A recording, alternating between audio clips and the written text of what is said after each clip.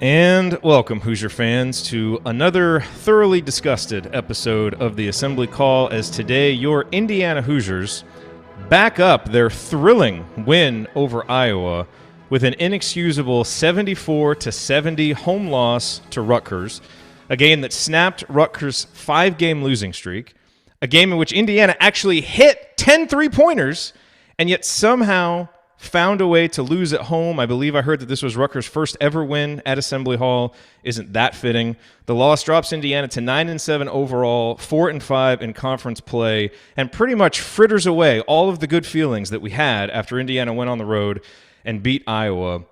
And, you know, as we're going to talk about today, this is a game that really falls squarely on the shoulders of two people, I think, and that's Trayce Jackson-Davis and Archie Miller. Trayce Jackson-Davis had one of his worst performances in a game where Indiana got some good performances from other guys who don't normally step up. Trayce was non-existent for most of the day, and on the side of Archie Miller, Indiana just wasn't ready to play. You know, last season, Indiana won 4 games over top 25 teams. Every time out the next time, they lost to a team that was not as good as the team that they had beaten previously, and we were hoping that it might be a little bit different. It wasn't. A predictable loss for the Hoosiers in such a dispiriting and disappointing way. I'm your host, Jerod Morris. I'm here with Coach Brian Tonsoni, Andy Bottoms, and we weren't sure if Ryan Phillips was going to show up, but sure enough, when a rant is needed, Ryan is here to provide it. So let's start this show the way that we start every show, and that is with our banner moment. And for the banner moment today, I'm actually going to go back to about the midway point through the second half. Rutgers was ahead 55-41 and really looked like they were about to run away with this thing. In firm control of the game. And Khristian Lander stepped up and knocked down a three-pointer after some nice hustle by Jordan Geronimo to get an offensive rebound. You know, and it was a three-pointer Lander hit. He made it from the right corner. He had taken a shot a couple possessions before, a long two, and just missed it long. But he shot it confidently, and I thought to myself, you know what? His next shot's going in because that shot was online. That's the best his shot has looked in a long time. Sure enough, he knocked down that three. He would knock down another one later on. And it was the first time that Khristian Lander has really given this team a spark, and Indiana really needed it at that point. So we're going to talk about all the bad from this game, and there was a lot of bad, but there is a significant glimmer of hope if today was a sign of some things to come from Khristian Lander, that the defensive improvement that we've seen over the last 2 games, which in a lot of ways continue today. He had a couple rough defensive possessions, but also had a couple nice jobs bodying up Young in the lane, and he was much more solid, not the sieve that he's been, but that combined with actually providing some production on offense. We talked so much in the offseason about how his development would be the biggest thing for this season. You know, here we are, late January. Maybe he's starting to figure it out a little bit. Who knows? Maybe this is a one-game thing also. We won't know. But if it's a sign of things to come, that is a huge development on an otherwise, you know, pretty worthless afternoon for Indiana. That is one thing we may be able to take from this game that we can carry forward. Also, great hustle by Jordan Geronimo. You know, and I don't know, on a day when Indiana just couldn't get to loose balls, wasn't tough enough, maybe having Jordan Geronimo out there a little bit more to get some loose balls and provide some toughness would have helped. But he didn't really get the chance to do it, and Indiana ends up losing. And here we are, another angry postgame show. All right, our banner moment, as always, brought to you by our friends at Home Field Apparel, now in their 4th season of sponsoring the Assembly Call. And with winter here and hoodie weather officially arrived, you need to make your way over to their website, homefieldapparel.com. They have something unique for everyone, especially IU fans, and all of their apparel is printed on the softest, warmest, most comfortable, and washable materials that you will find anywhere.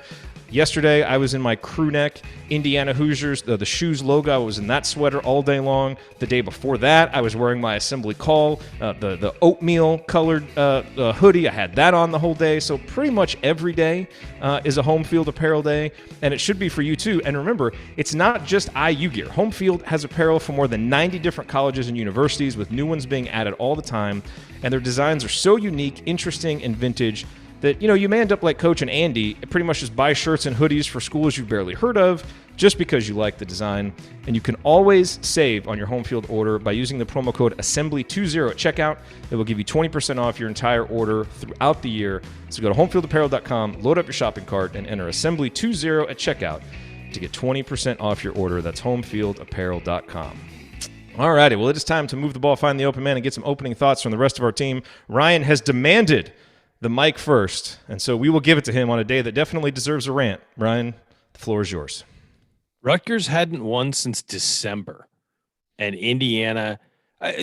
Let's be real. What this was, it was about effort and intensity and focus. That's all it was. This wasn't a skill thing where Rutgers just had a ridiculous game. Indiana wasn't focused. They read their press clippings after the Iowa win about how great their defense is, came back home, and then didn't play defense and didn't show effort. I mean, how many times did they get beaten to loose balls, to easy rebounds that they had to have?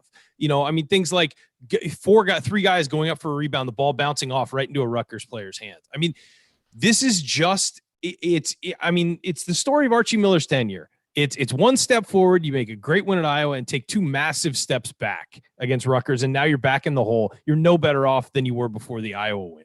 And it's mind-boggling. And the problem is, we're going to call people out. This is on the upperclassmen. Al Durham played horrible. Rob Finney, who won the game ball at Iowa and played maybe the best game of his Indiana career, awful today. He was minus 13. No effort, no intensity, just was content to just pass the ball around the perimeter. He carved in a few times early and then with the ball, and then just wanted to wander around the perimeter. And then the other guy we're going to call out is Trayce Jackson-Davis. This was quite possibly his worst performance as an Indiana Hoosier, given the circumstances, given that you needed to back up that Iowa win and you were playing a bad team that you need to beat at home. If this happens at Rutgers, you say, well, it's hard to win on the road in the Big Ten. No, you don't do this at home. And he came out and he was soft on both ends of the floor. Trayce, you want to be an NBA player? Guess what? Scouts are looking at this video and they're going to pick you apart because there was no effort, no intensity, just no pride on either end for a lot of these guys. Indiana was at its worst when Durham, Franklin, and Trayce were on the floor. I mean, a week ago, if you had said that, you'd think, and you'd think it was crazy. But guess what? These guys just showed no effort and no heart. There was no heart in that game. None whatsoever. And the guys who came out and played well and showed heart were Anthony Leo, Khristian Lander, and Jordan Geronimo. And I'll give Bob Thompson some credit too. I thought he took a dumb shot at the end. But other than that, at least he was trying to play hard. Nobody else brought any effort. And I'm putting that on the coaches as well. As Jerod said, they were not ready to play. They were not ready to play. They got beat down early and then sort of staunched the bleeding. And at the end of the first half, they started giving up easy baskets again.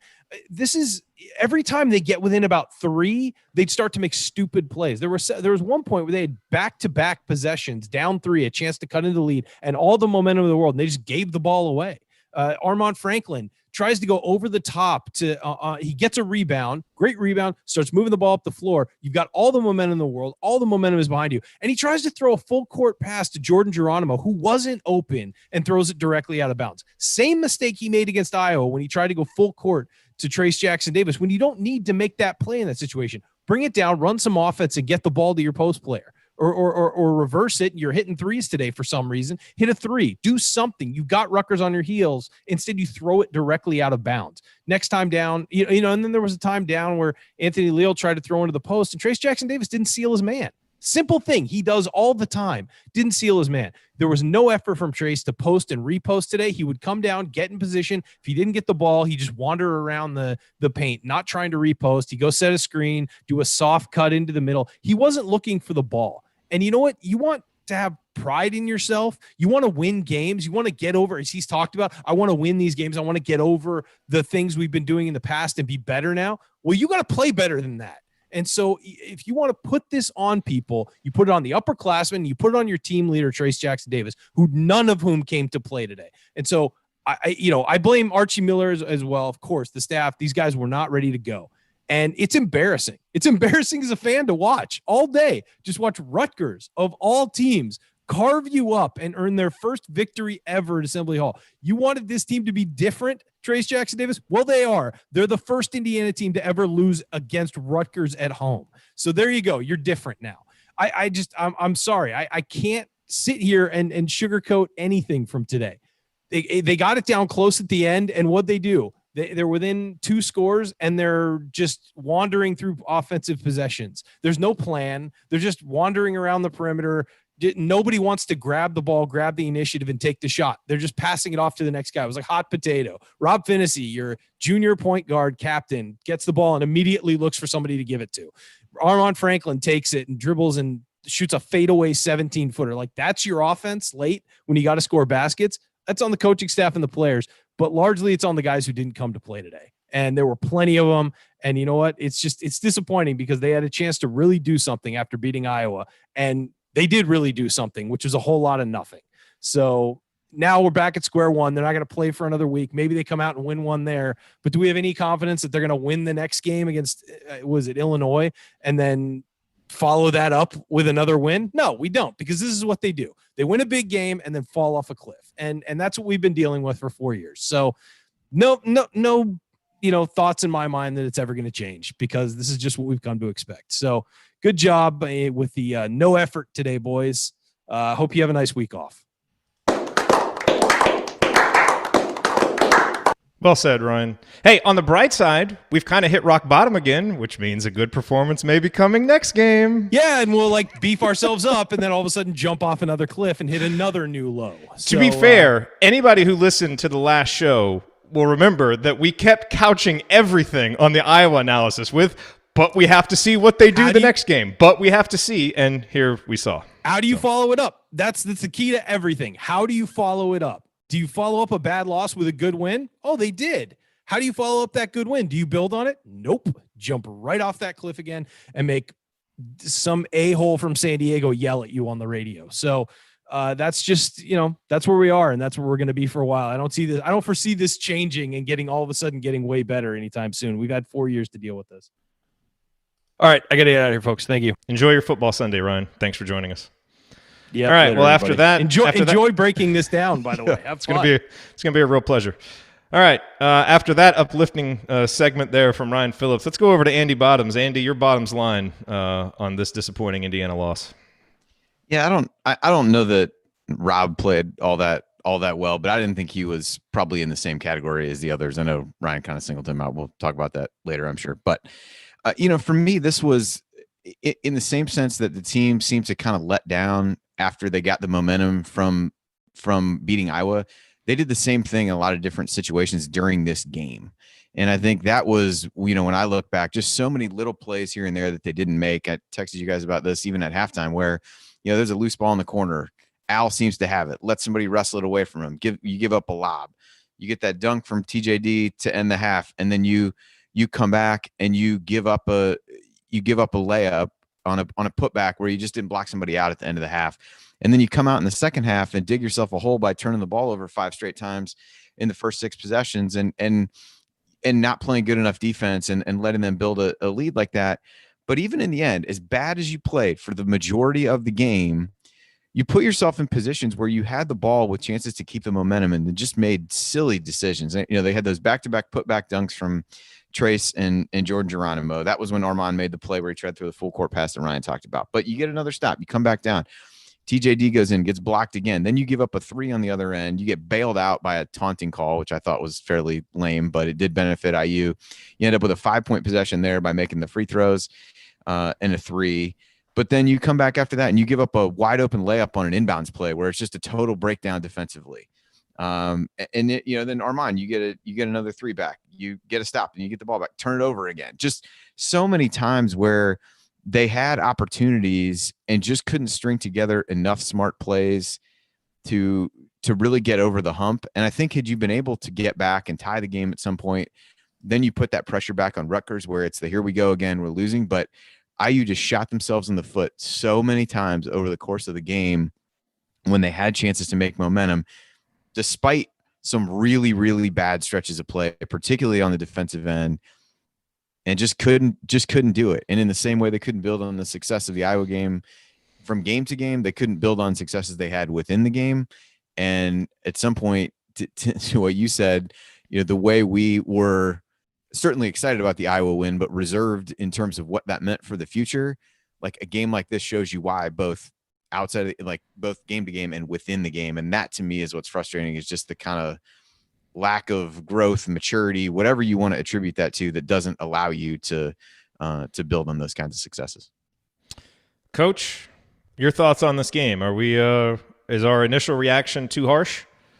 No, when you lose, it's not good. I mean, you play to win the game. Well, you had 20 minutes while Ryan talked to process it, so I thought maybe, I think to be fair, you know, a wounded dog or animal backed into a corner is always dangerous. And I was worried about Rutgers today. They were ranked 11th at one time, so I don't take Ryan's with Rutgers thing. The Big Ten is huge, and I don't agree with that. I think that's just looking at Indiana in a prism that, you know, we won banners and we should beat anyone who's, you know, not named Indiana. I don't think that's fair. That being said, it was all about edge today. And Rutgers, having lost 5 in a row, on the verge of being out of the tournament. You know, some people had them in, some people had them falling out of the tournament. This was a must-win for them and a chance to get one, and they played like it. And Indiana didn't match that edge, and it was mentioned in Ryan's rant and Andy's bottom line there that there were enough possessions in a 4-point game where you didn't match that edge. And the frustrating thing is trying to figure out why Indiana plays better on the road this year. All of their better performances have come on the road. They've had 2 wins. They played well in Asheville. You know, Florida State's looking like they're going to win the ACC, took that game into overtime. They play better on the road than they do at home. That's the disappointing thing. And yet they beat a Maryland team at home who's gone on the road, and they're 3-6 in the Big Ten. And everyone thinks Maryland's bad and we should have blown them out by 20, and Maryland's beaten 3 ranked teams on the road. Yeah, there's a lot. We'll point out that Indiana should have won this game, and there's no reason that for the loss, to be honest. But we also got to be realistic and look at the Big Ten is absolutely brutal. And every game, you have to bring that edge. You can't relax at all. I thought our guys relaxed a little bit over the course of the game. I don't think they didn't play hard. I thought that when they don't play well, it's lack of awareness more than it is not playing hard. I mean, they're diving on the floor. They had bench energy, but the awareness on there was a fast break putback by TJD doesn't run back hard. He's not aware that he can still make an effort on that play. Jerome Hunter, I think at least 15 to 18 points because of his lack of awareness of switching, which I know has been practiced, and I know that was the game plan. But when you don't have an edge, your awareness drops, and when the other team has an edge, they're going to find and take advantage of that awareness. That's the basketball X and O's of why this game happened. It's not sugarcoating anything. Indiana has to be better. But if you don't have an edge and play up to your standards every game, the Big Ten's going to smack you. And it doesn't matter who's there. So you could throw out all of the standards. Oh, it's Rutgers. Oh, it's Nebraska. Oh, it's Northwestern. The Big Ten is brutal, game in and game out. And you saw yesterday, Minnesota loses at home. Wisconsin loses at home. The home court advantage in the Big Ten is gone with this COVID thing. Should it be? We could debate that. It obviously is gone for the Hoosiers because they just don't play well at home right now. And that's on the whole program. And that's my take is there was enough good today to win the game, and there was enough bad to lose the game. And why they play poorly, more poorly at home to lose these games or have to win games in overtime, it's just a softness, a mental softness and lack of edge, in my opinion. Yeah, I mean, go Andy. I think for me, just to go on that, I think that softness or edge or whatever you want to say is you play a team like Iowa that makes things easier for you than they might normally be, at least relative to what you'd expect. You allow, you get some confidence, you go through that, you start to play well, that carries over. Rutgers, no matter how bad they've played over these other games, and they haven't necessarily played well, but there's a physical nature to what they do and an aggressiveness that they do where they really made it a point to come out and be the aggressor. And I thought IU backed down from that in a lot of cases. I thought TJD gets his first 2 shots blocked, yep. And I felt like he then was reluctant to go after them. So to me, that's Rutgers is as bad as their record would indicate, and IU probably wasn't, like we said after the game, IU probably wasn't as good as they looked at Iowa, but Iowa allowed IU to gain confidence, and Rutgers never did. And on the flip side of that, you have a team coming in that's lost a bunch of games in a row. If you really come out and play well, and I was the first defensive possession from IU was really, really good, super active, and then it was like, well, we got one stop. And then they let them score in 6 straight possessions. So you let a team that's coming in without confidence, without whatever, be the aggressor, get the ball wherever they wanted for the most part. Tons of shots right by the basket because of either switching and, coverages and guys not being in the right spot. A lot of open threes that you gave up because guys are late closing out or getting hung up different places. And to me, IU did to Rutgers what Iowa did to IU on whatever night that was, Thursday night, and let them get comfortable, let them build confidence, and then we're never able to really seize it back. Andy, you're so right with the physical. Rutgers is known for defense. They have been, which has been the build, right? And why, the only bright spot we could look at this season is maybe a better defense. But they came out and were physical. They were switching. And what did our guards do? They got passive. So the ball, TJD, passive, bad angles, trying to go through people instead of going around people. Wasn't posting hard, wasn't holding seal. So when the balls got thrown into him, the defenders got around him and knocked him away for turnovers. So the physical nature and the switching pushed our offense out. And you needed a north-south guy, and we've said that from day one. We don't have a north-south guy. I'm not sure even if we did with two post players hogging the lane and a bunch of people in the lane, that would even work as well. But that's why Lander was better today, because Lander posed a threat of beating people off the dribble. And I really can't wait to talk about Lander, because, you got to – it is our team. You got to find some positives in a horrible day. But Lander, if he can start guarding like he did today, and he wasn't perfect, but he can give that, I'm going to beat you north-south, and I'm going to jab step you and pull up and hit a three, which our other guards don't. So it was a combination of our guards got taken out of throwing the ball in. And there's one point, gentlemen, it was 22-16, and there's a timeout. Ball went to TJD, ball went to TJD, ball went to TJD, ball went to Race in the lane 4 times after a timeout. And I'm just as disappointed in Coach Miller as anyone else, too. But there's a timeout saying, get the ball inside. Then all of a sudden, they got back to the players, and then it got a turnover, a missed two by a TJD, but then threes and late shot clocks there at the end of the first half, because they allowed that pressure to back up. And if you need to call timeouts, where it's not like football where you can have an offensive coordinator and you see what the defense is doing and you can send it in and play. Players have to play during the game and make decisions within the game. And again, the coach's job is to make sure practice is tough enough so where they can make them. So it's on everybody. But, it was just, you're absolutely right. The physical nature and the heart and desire of Rutgers just smacked us. And we've shown a history with this group of guys that when we get smacked, we don't necessarily respond right away. And I will say this: they did fight down towards the end, because I thought it was out of reach, and they fought back to make it a 1-possession game. But the issue is you just never get there. And that right there is a microcosm of this program. It's like, okay, we got down 14, and now we're going. We dropped to 3 and 4 in the conference, and now we're going to uncork a great performance in Iowa City. That's what seems to happen. I tweeted midway through the second half, Archie needs to give the rock bottom speech. We've seen it so many times. This team falls down, they play desperate, and they play better. But that's how you have to play when your formula to win is tough defense, being tough inside on two-pointers and getting to the free throw line. That's how you have to play, clearly, because you can hit 10 3-pointers out of 16 attempts and still lose. And so, as we kind of wrap up this first segment, there's a lot of things went wrong for Indiana today. And I think team-wide, Rutgers just had more desperation. They got to more loose balls. When there was a play there to be made to swing momentum one way or the other, Rutgers was the team that made it. But I think you can boil everything down, because on the bright side, we talked about Lander's offense in the second half. Those 6 points were huge. Jerome Hunter provided 9 really big points in the first half. That was a big offensive lift for Indiana. You got 14 points from Armaan Franklin. It wasn't particularly efficient, but you got some production. Trace Jackson-Davis got some of the help today that he doesn't usually get.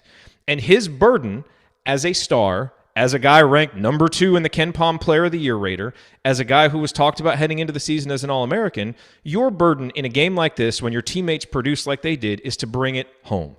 And he seemed afraid of being physical defensively. Maybe getting into foul trouble against Iowa contributed to some of that. But we've also just seen some of these performances from him where he's kind of listless and he doesn't get into it, and things go wrong early in the game and he's not able to bounce back. Some games he has been. And we've lauded him on the show for, hey, that was a great bounce back by Trace. He really got it going in the second half when Indiana needed it. And that just didn't happen. And, that Indiana is not going to win games this year for the most part when Trace isn't the best player on the court. Today his numbers, they're okay, like 13 points, 7 rebounds, a couple of blocks, a couple of steals. The numbers aren't horrible, but they also don't tell the story of his impact, which felt really minimal. And he allowed Ron Harper Jr. to be clearly the best player on the court. And if Rutgers is going to come in and Ron Harper is going to be the best player, they're probably going to beat Indiana. It's that simple. And so Trace has gotten a lot of plaudits. He's, been kind of the assumed game ball a lot of times this year. And with that expectation and with his ability and with what he's shown us he can do, that also comes, I think, in a game like today, tough criticism when he doesn't bring it. Because it just felt like, he wasn't posting as hard. It felt like he didn't want the ball, like he didn't want the action as much, or at least he wasn't working hard enough to get it. And, that's the formula. A lot of other things actually went okay for Indiana today, statistically, that could have resulted in a win. An ugly win, and we would have been picking apart the warts and all that, but you still might have won like 77-74 if you just get a good game from Trace. He didn't even need to be great. Instead, he was really subpar. And that, to me, is the most disappointing thing, because this Indiana team is going to go how Trace goes. He's talked a lot about being different, to Ryan's point, and he just didn't bring it today. And I think he deserves a fair share of the blame that he's going to get. Hopefully he learns from it and is better down the stretch, because this team should be better. He's better than this. And that's the thing that disappoints me the most about this game. The book on him is he's having difficulty with physical players and size. I mean, that's what's out there. And you saw it today with the 2 post players of Rutgers and the physicality of Rutgers. And Harper was digging down, too, off a race. And really making it tough on him that when he can go one-on-one, or he can get a catch at the elbow, or he can get a catch on a side ball screen and go up and make a move strong, that's when he's at his best. When he has to go around someone or through someone, he's really not as good as he needs to be. And today they forced him to go through people. They never gave him angles. You saw a little bit in the second half and in that run that I showed you where they put him in at the elbow catches and the side ball screens. But, boy, they were loading up for him too. And, yeah, I agree. And even more so than that, the rebounding, I thought there were some rebounds that were offensive rebounds at key times that he wasn't very active in going and getting. That one on transition just showed, again, whether it's frustration for not getting the ball or not scoring, the ball's going the other end, it's next play. Next play, get back there, and that's 2 points right there in a 4-point game down the stretch. That really makes a difference. And he's been a great player. He will be a great player, and we need him. And even great players have off nights. But for Indiana, he really can't. And that was, but he wasn't even posting hard.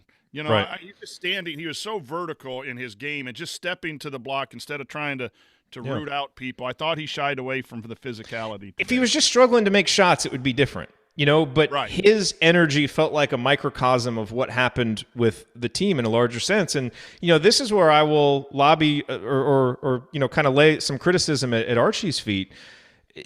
Number one, to understand what's going on with Trace and to figure out what buttons to push to get him going. That didn't happen. And, there's going to be certain games where that doesn't happen. I don't know how much you can blame the coach for that. But I think on a game when energy and enthusiasm aren't there and Jordan Geronimo only gets 6 minutes, I thought this was a tough matchup for him. It seems crazy to say that guarding Luka Garza is a better matchup, but given Rutgers' physicality and some of the things they do, I thought Jordan might struggle, but I thought he played pretty well when he was in there. And it actually seemed like an opportunity, given what he did against Iowa, and then given what he did in the game, an offensive rebound putback some more. When you're not getting it from Trace, maybe you give Jordan Geronimo some more minutes. And maybe it's insane to say that that's the answer, to give that guy more minutes, but in a 4-point game, maybe the guy who at least is going to give you some enthusiasm and toughness is the guy that you roll out there a little bit more. For whatever reason, it was Archie's job to find the answers today, and he didn't find the answers. And so when we keep seeing these kind of listless performances in big spots, I don't know exactly what the answer is. I'm also not paid $3.5 million to find it. Archie didn't find it, so we can lay all these guesses out there that we want. At the end of the day, this is another really, really bad loss on his resume. And, look, sometimes it's the coach and the star player. They've got to get you home in games like this. And those two guys just didn't do it. Any final thoughts on that, Andy? Yeah, I thought with Trace, you look back at the shots that he made 4 field goals on the day. One of it was on the lob against the zone that was kind of a really good set up to draw. I think it was Omarui at the time, up the lane, race flash to the foul line, got him up. I mean, but that's a lob dunk. He's not making a move on that. That's a well-designed play. He got another one on a putback dunk. He got another one where he was out handling the ball around the free throw line and around the elbow. Guy on Rutgers kind of lunges to try to steal the ball. He gets the corner and gets an and one on it. But even that, I mean, yeah, they've done that some, but it's not in the post. And the other one was an inside move, but I feel like he got dished the ball when he was open. I don't think it was actual like post move. So my point is, I'm not sure he scored 1 point off of actual moves in the post. And I think part of that was Johnson doing a really good job in his length. He was really aggressive, kind of playing over top of guys and being able to get his hands and deflect a lot of balls and take, cut down some of the passing angles like that. But just not being able to get the ball in a position where he was able to score effectively on post moves at all is somewhat telling. And I think the Geronimo, I thought he did an okay job on Harper when he guarded him. I thought Race did a pretty good job on him for lots of times. Harper made a few real tough turnarounds, kind of foul line extended that are tough shots that you're going to just have to live with somebody making. So I didn't think he was a liability. And to Coach's point, your option was him or Jerome Hunter. Now, Jerome Hunter brought offense in the first half when he came in, but he gave a lot of it back on the other end of the floor just based on what he was doing defensively. So, yeah, it felt like but at the same time, Archie sat Al and Rob for a long stretch in the second half. I thought the team played better when they were off. So it was like I felt like he had a decent read on some of those scenarios. And even I think it was in the first half, it felt like you played a lineup like that and you'd kind of squeezed all you could out of him, and you got guys waiting at the table to come back in and, couldn't do it. But yeah, I think the pattern, to your point of following up a great win with a clunker, definitely is becoming a pattern that as a coach, you don't want to start to be known for. Yep. Okay, well, let's move on here to segment 2 coming up as we continue our breakdown of Indiana's disappointing loss. We'll point out today's meaningful moments you might have missed. Then we'll go inside the numbers to highlight the most important statistical notes from this game and much more. You're listening to the Assembly Call. Stick with us.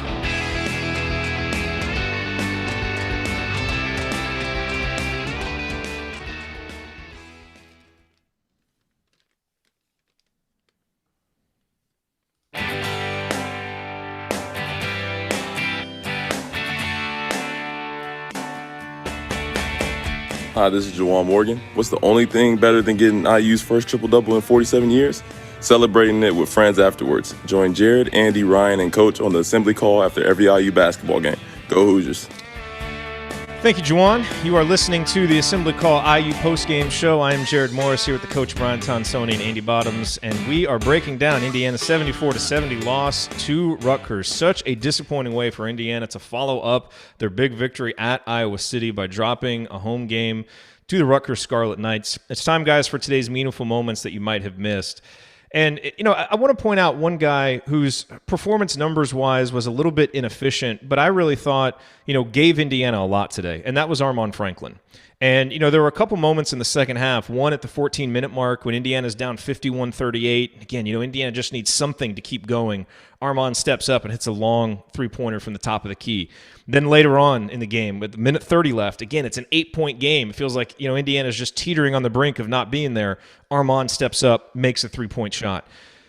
He was only 4 of 11 today. We mentioned that, but he was 3 of 4 from downtown. He did turn the ball over 3 times, but given that he was clearly playing on an ankle that is not 100% and hurt it in the first half and was hobbling, I thought really, when not a lot of his teammates played really tough and played as hard as you want, I thought Armaan did. And I thought what he showed there in the second half with his shot making is the guy that he's become, which is kind of what Al Durham was at the end of last season, which is the perimeter guy that when Indiana needs a shot, they run sets for him, and he steps up and wants it. And look, late in the game, I think Indiana might have been down 5. It might have been the possession actually after he made the three-pointer, the very next possession. They had a possession where it ended up over on the left side a lot with him, and he ended up forcing a long 2. And that's not a good shot, and he's taking too many long 2s. But it also feels like there are possessions where his teammates just don't want it, and he's got to try and create some offense, and it ends up in a long 2. And so, I'd like to see him get those shots out of his arsenal, and yet sometimes that's the shot that the offense kind of ends up presenting itself. And so I kind of half blame him and half blame just his teammates in the setup of everything. But I say all this to say he continues to progress as a sophomore. And so if you want to look at a positive from today's game, what we saw from Khristian Lander in the second half in terms of shot making and what we saw from Armaan Franklin in terms of shot making and wanting to be the guy with the ball in his hands, injury and all, with the pressure, Armaan is showing us that he's that guy. So I didn't think his defense was as good. I'm giving him a little bit of a pass because he's playing on a bum ankle. He still gave you the effort and toughness. He was one of the bright spots for me in terms of how he played and just his development. I think those two underclassmen, who knows what they'll turn into. But I think they're both showing us signs, at least today in these last few, Armaan has been showing us signs all season, Lander a little bit today in the last few games, that, they may be ready to step up and challenge, Rob and Al for backcourt supremacy right now if Al and Rob don't play better than they did today.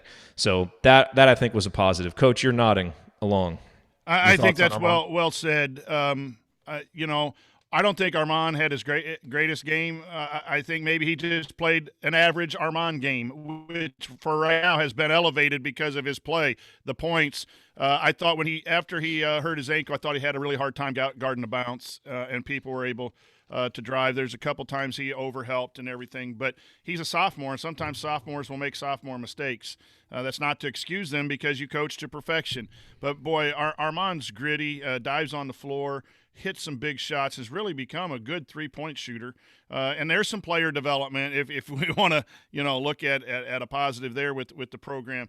He has been, I think, for me, the favorite find or favorite positive of the season.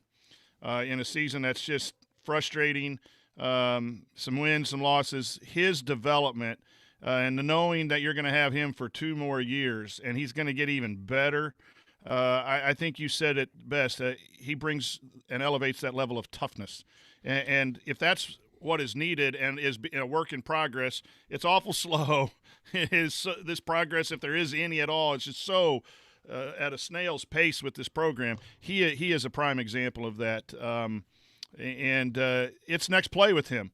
He gets a blow by on defense. It's not going to bother him. He's going to stay in it. I'm not sure everyone else is there yet. And maybe that's just maturity on some of the other guys. He's got it as a sophomore. He's got a level of maturity that you can build a winner with. But you need 5 or 6 of them. And I think that's kind of what's missing is that we don't have more of those Armaan attitudes. When play goes bad one end or the other, we tend to have 4 or 5 possessions where you need a reboot. Too many reboots with some of these guys, but Armaan reboots himself. Yeah, I actually thought, Andy, that Armaan really struggled out of the gates today. But after he sat down for a bit, came in, and for about a 3 or 4 possession stretch, this might have been the one that you mentioned, Coach, he was really committed to getting Trace involved, and it was nice to see. So he kind of rebounded, himself in the game there. But your thoughts on the day from Armaan? I just felt like on a day we criticized some of the guards for not being very aggressive. You mentioned Lander was a threat. I thought Armaan at least was willing to drive the ball, sometimes to a fault. And I think we've seen that too this season. Sometimes he's aggressive to a fault, trying to make that home run play to Geronimo is another example of that. Like he's going to be aggressive. And unfortunately, that's what this team needs a lot. And you then have to live with some of the decisions that maybe aren't the best where you're trying to do that. But yeah, there was a ton of times just as I look through possessions down the stretch, like it ends up with him having to take a shot because I feel like everybody, when things break down and everything's really passive and nobody gets the ball inside, he ends up with the ball on the wing just saying, well, go figure something out. And that leads to some of those long twos, which he's made. And so I struggle a little bit with criticizing him when everybody kind of just hangs him out to dry and says, hey, go make a play on one foot, which is not to say that he played a perfect game. He didn't shoot the ball that well, but boy, when they needed threes, like he was there to make them. The one play at the top of the key was great that Stephen Bardo, like that he calls the elevator screen. He and everybody else calls that like he friggin' invented it. Anyway, but I thought he like stepped up in those situations and really made shots. And even the 2 putback dunks that IU got was Armaan going to the rim, knowing that Johnson's going to come over to try to block the shot.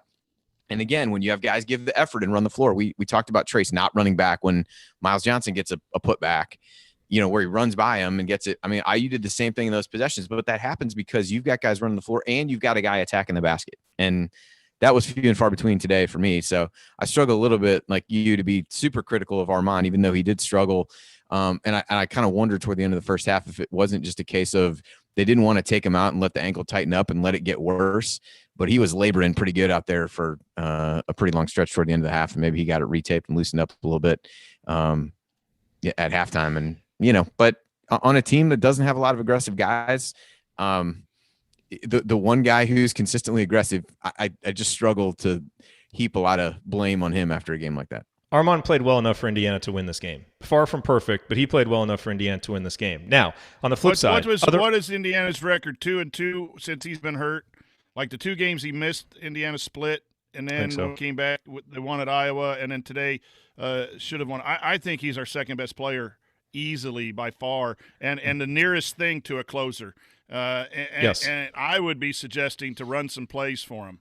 You Yes. know, that elevator screen, shocking, Bardo. But that we really need to get him that confidence going early, that to run him off that baseline, those baseline screens, like you run Durham off those baseline screens, because he's just clearly, our second best player, and he's more consistent. Yeah. Even through his mistakes, he's more consistent game in and game out. Other meaningful moment for me goes back to the first half. It's 17-16. And again, this is one of those moments. It's a close game. It's a one-possession game. There's a play to be made. Who's going to make it? Well, there was a loose ball over in the left corner, and Ron Harper Jr. just out-hustled everybody for it, right? Al Durham actually had the ball in his hands, couldn't secure it. Ron Harper just kind of lays his body out, ends up getting the ball. They scored on the next possession. It was Harper, 19-16. Then Harper hit a 3, and boom, just like that, it's 22-16. Kudos to Ron Harper, who was a big-time player today. But for Al, this was a microcosm for me of his entire career struggling in matchups just like this, against tough physical defenses where they really body you up. And I know Al's a little bit slight of frame and all that, but he's also a senior now. And Indiana's just as Indiana's not going to win games with Trace Jackson Davis only scoring this much, Indiana really needs Al to hit that 12, 13, 14-point mark, which he's been averaging over the past 6 games. Today only 8 points. Too much side-to-side dribbling. Indiana is not going to be good with Al just dribbling side-to-side on offense, but Rutgers made him uncomfortable, bodied him up, and in a game where Indiana really needed him to step up, he just wasn't up to the task. And it's been a tough matchup for him all his career. But you would hope, down the backstretch of his senior season that he'd be able to play a little bit better in it, and unfortunately he wasn't. Andy, you want to speak to that and then make your final comment? I know you have to get going. Yeah, I thought, and I'd mentioned that same play earlier where it was like, to me, that was not only a microcosm of Al, but I just thought of the game. When there was a play to be made and a loose ball to be had, it was Rutgers. When there was a play, when running the floor was going to mean the difference between, getting back on defense, getting a good shot, like they were more often than not the ones to do it. In terms of him more specifically, his was another odd one where you can go back and you can kind of remember each shot. He hits a 3 to start the game, doesn't score the rest of the half, hits a 2 on the baseline to start on the first possession of the second half where he, kind of made a nice read, flared out to the corner, hit a shot. And then he didn't make another one until he banked in a 3, which I don't know how I don't know how much credit one gives for that at some point. But again, you made plays to start the game and then just kind of disappeared. But it was so much of that, what you said, of dribbling side to side, not being aggressive, kind of the opposite of what we talked about with Armaan, who was sometimes overly aggressive. But yeah, it just seemed like Al was content to play on the perimeter and swing the ball around and didn't really get anything going toward the basket. And it just, when he's at his best, he's at least doing that, even if he's making plays for others when he's doing that and trying to get the ball to somebody else, and just wasn't aggressive enough. I think that was a lot of what you saw from IU, where, again, Rutgers was the aggressor. They were physical with IU from the start, and IU too many times wilted from that physicality instead of trying to play through it and get some fouls called. Otherwise, yeah, I gotta go coach a game here in a little bit. Congrats to Orange Anderson on the big win. Yes, I don't know why the Twitter is what it is, but we're the Lady Orange from Anderson, but some reason the Twitter must have gotten taken. So anyway, we got our first win yesterday. Hopefully we make it 2 today. You better back it up. You better back up the good after. Yeah. It's on you, coach. Yeah, it probably is. Now, I don't know that I'd say too much different than what we all said in the opening. It just was a disappointing follow-up to a really good game where you start to think that maybe things are clicking. They talked about how the week off did them good, and they got refocused and things like that. And then all that just becomes talk again. And I think that's been the drumbeat of the last few years of feeling like you're going to turn the corner and then getting the rug pulled out from underneath you when you do that. And again, I think it goes back to a lot of matchup stuff of I will let you get comfortable. Rutgers doesn't. And this is a team that too often kind of wants things to be easy for them. And when they're not, it gets a little bit tougher. So, now it's a little bit hard to say what's going to happen. They've already had a week off schedule with what's going on at Michigan. That game's not going to get played. So you're going to have a pretty long layoff. I'm not sure with most things about this team. I'm not sure whether that's good or bad, quite honestly, to figure out what may happen and what that may lead to. But certainly a disappointing performance coming off of what they had done. And it's ultimately performances like this that are the reason that people are keeping this program at arm's length at this point and not really willing to buy into things having turned the corner. And it's hard to blame them. It's the reason I thought they'd get smoked at Iowa. To go back to that, it's like you just don't know what to expect. So anyway, that's all I got. Have a good rest of the show, fellas, and I'll let you. Well, actually, I probably won't let you know if we have a letdown and lose today. I will let you know. Yeah, if you don't hear from me, I'm in the same boat as IU. So I'll leave it at that. Sounds Jerod, good, man. The meaningful moment. That's the ball game. I think you're spot on right there, and it's indicative of that edge. Yep. Al Durham had the ball first. Yes. I was like, call timeout. And next thing I know, the ball's being stolen, kicked up, and just like batted like a volleyball to the rim, and it was actually just tipped in. It wasn't even shot in.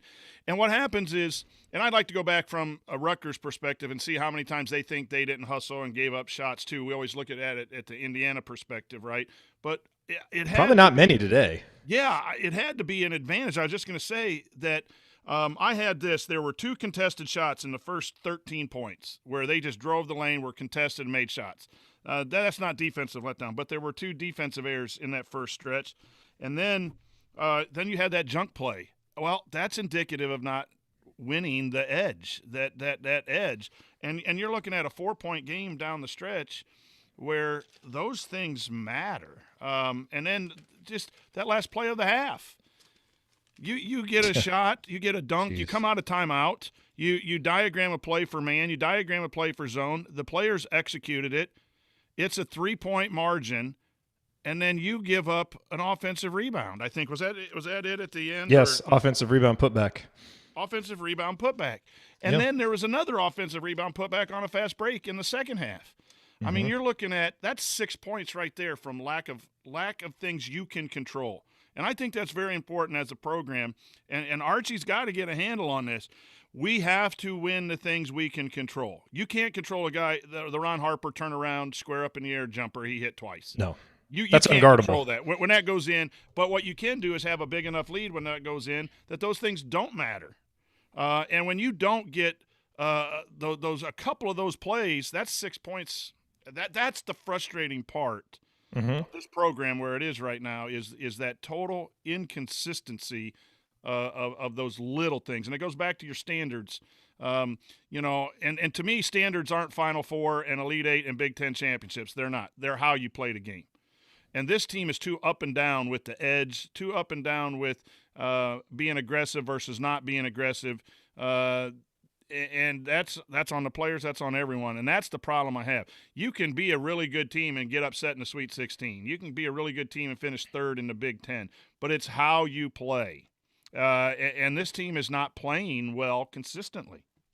Nope. All right, Coach, let's look at a few numbers. Probably not a segment we need to belabor because I just don't think this game was told in the numbers. I think this game was told in the plays between the numbers, in the hustle plays and the getting to loose balls. But, one that really stands out and that I think is actually indicative of that is the shooting numbers. So Indiana shot 63% from three-point range on 16 attempts, 10 of 16. Phenomenal. Indiana shot 71% from the free throw line. Not great, but you'll take it. Now, the number of attempts wasn't great, 17. Indiana needs more than that. But, Coach, Indiana, and this courtesy of Inside the Hall Twitter, Indiana was 10 of 24 on dunks and layups and 4 of 16 on other two-pointers. So, essentially mid-range two-pointers. Now, again, if you're looking at the formula for how Indiana wins, this is a team that is fourth in the Big Ten in two-point field goal percentage and fourth in free throw rate. Where they didn't get to the free throw line enough, and their field goal percentage on 2-pointers was obviously terrible. But it's really twofold. It's number one, not being tough enough or smart enough down low, like not being patient enough to wait for an overzealous shot blocker to make his move and then score, but also not being tough enough to play through contact. But also, coach, 4 for 16 on long twos. Like, this is 2021, you know? Like, every now and then, okay, a mid-range shot. Like, I thought the Race Thompson shot at the elbow when he's wide open, that's a good shot. I would take that, you know? I didn't really have a problem with Khristian Lander's long two that was in rhythm and kind of came through the offense. You're wide open. Like, there are some times to take an open shot there, but not 16 of them, especially if you're only going to make 25% of them. And so that just showed a lack of toughness and a lack of IQ on the offensive end that have been problems for this team when they lose. And that, to me, like, all the other numbers, you can talk about them. The only other number I would say is Indiana, when they're playing really good defense, they get blocks and steals. Today, Indiana had 2 blocks and 6 steals, and that's just not enough. Like, when Trace and Race are really active defensively, they're getting block shots. So, to me, the whole game is told in those numbers right there. Yeah, and it's just the length and the physicality of Rutgers caused Indiana not to score inside, and that's because we didn't answer with toughness and physicality in our shot prep and in our making, and then you allude to 4 of 16 from long-range twos, then you settle. And we had a lot of late shot clock shots that were counted as shots that had to be forced up, which always hurts your percentage, and you had a couple 30-second violations because, again, we didn't have that punch back. When they punched us defensively with their switching and everything else, we just didn't do it. And inside, it's a game of angles. Unless you're just going to jump up and shoot over someone, that's where I would work with Trace Jackson Davis and the post guys. But there was one where, you know, he caught the ball. There's a great design. It's that play that they run. They run a guy baseline, and Leo caught it, and Trace Jackson Davis was wide open, but he cut to under the rim. So when he caught the basketball, he had to reach back over his head and shoot the ball, and here comes the length, and it blocked his shot instead of taking a rear end dribble back and contacting the defender and going up and shooting it in. But that's just bad execution. The play is not designed for you to run under the basket and be on the baseline. It's for you to run underneath and get the ball on the strong side block. He didn't finish his cut. I saw someone say, well, the pass led him there. Well, if it did, then just back dribble and score it. He got blocked all day today because he just presented the ball to length. You can't present the ball to length. You've got to go around length, or up over length, and he doesn't have that game right now. As good as he is, he just doesn't have that game. He's got to get it. I think I remember the play you're talking about. It was 57-51, and you really need a little run. It's 57-51, and Trace has the ball in the paint, right? Right there, you're thinking good things are going to happen. 5 seconds later, it was 60-51 Rutgers. Yeah. That's not supposed to happen. You're going to have a bad day when that happens. Yeah. Also when you have a loose ball that kicks up for a tip-in play, a loose ball rebound, and they kick it out for a 3 when you're trying to make a run. I'm not making excuses. It's just a bad day when every mistake is compounded by a positive on the other side, or so it seems like that. Yeah. But that was a big possession, and I know no one gives credit for the play being called, right? The player didn't execute the play that was called. Now, maybe there needed to be more plays called or whatever. I'm not going to disagree with that, but at times there was some good things that were happening out there. It's just not enough of them. And to me, the frustrating, I'm going to sound like I'm just repeating myself, is just the mental toughness. It's just hard to watch. Yeah. It just is. If Indiana's going to lose, go down swinging and have the other team just hit miracle shots, and we would be disappointed and try to point out all the errors and everything there. But when you lose and you don't feel like they gave everything they had, like the loss at Florida State, the loss at Wisconsin, you didn't like them. There were reasons we should have won those games, but again, the fight was there. I didn't see the Illinois game, but what I heard was that the Illinois game was like that until the last 2 or 3 minutes. But why isn't it a standard every game? Well, and numbers, no numbers. The numbers that count are 9 and 7, and you're barely hanging on to a NCAA berth. You got moved up in the net to 37, and you're in the 8-9 range. Well, now you got you're back down in the fall right back. back in the 10-11 range. So it's a no numbers game for me. It was an attitude and awareness effort. You got to be aware. You just got to be if you're going to win big games. Hold the thought on mental toughness. I want to make a statement about that when we get on the other side of the break. All right, coming up here on the Assembly Call, we are going to hand out some game balls, Mike Roberts Hustle Award. That'll be interesting in this game. Hit any other lingering storylines. Then we're going to look ahead to Indiana's next opponent. All of that, plus last call, coming on the Assembly Call. Stick with us.